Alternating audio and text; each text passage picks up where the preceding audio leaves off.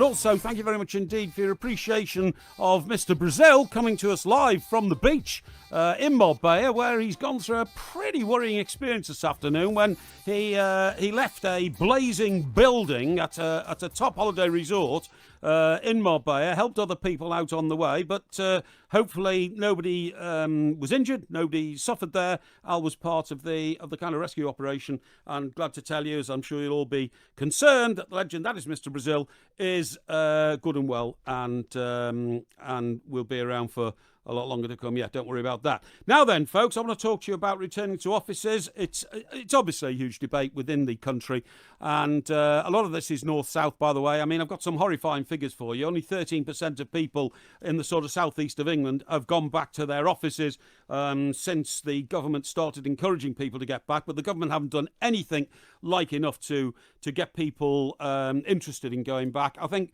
40% in the Midlands and a bit more in the north, up to sort of 55%. I believe that the recovery is going to be northern Midland driven down to the south, because if people don't go back to their offices, then whole areas of the economy, sandwich shops, taxi drivers, people who offer services, pubs, restaurants and all that, are going to come a cropper. And that's going to be because we've all decided to literally become couch potatoes at home, which I think is a terrible thing, okay? So, folks, I'm going to talk to people who know about these sort of things, and I'm going to talk to the Chief Executive Officer of Downtown Business, Mr. Frank McKenna, who's with me now. Frank, thank you very much indeed for joining me, and welcome to Talk Radio. Hi, Mike. Good to speak to you. And good to speak to you as well. Thanks very much indeed for joining me. That central point, Frank, that I've just made, can you explain to me how important you think it is that if you don't fill city centre offices with people who worked there 6 months ago, we're going to load ourselves up with a lot of problems? Well, I'm all in favour of disruption, of innovation, of change, Mike. But I think that, this narrative around working from home being some sort of panacea really does need to be challenged. We're told that productivity hasn't suffered. Well, let's see what the measurements are around customer satisfaction rates in 6 months' time. We're told people enjoy working from home more. Well, on a wet and windy Wednesday, staring at a screen all day in November, with your energy bills going through the roof, are you going to prefer working from home then? And of course, we're told that people are anxious about going back into the offices, but then we see our pubs and restaurants absolutely packed of a weekend. So I think we need to turn the dial on that. And I think that the other point that you made there, Mike, is there seems to be this assumption that it's just the hospitality sector that will suffer if towns and city centres don't become busy again. Yes. Seem to forget that, an awful lot of professional services, marketing and PR agencies, they need those shops, those restaurants, those bars to operate because they service them.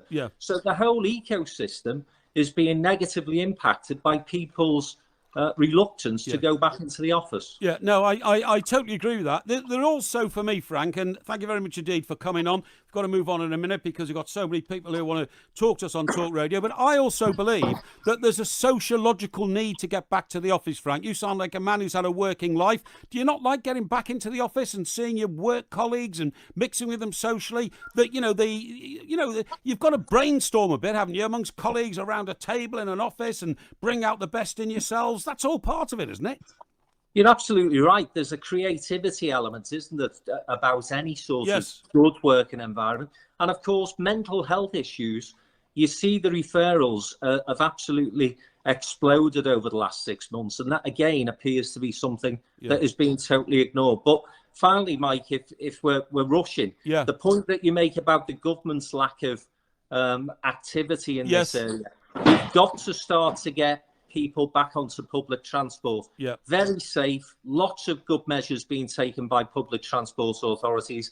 And if you're working in big cities, in London, Manchester, then public transport services are essential. The government needs to change the regulations around that, because lots and lots of surveys now have been done to suggest that it's one of the safest ways in which we can get to and from work. Yeah, not many people could argue with that. Frank, thank you very much indeed for joining me. That is Frank McKenna, Chief Executive Officer of Downtown Business. The other thing I'd say is that, you know, there are millions of government employees inside the M25, literally millions of them. 13% only have gone back to their offices. Why don't government ministers tell the people who work for them, civil servants, get back in your office? You're being paid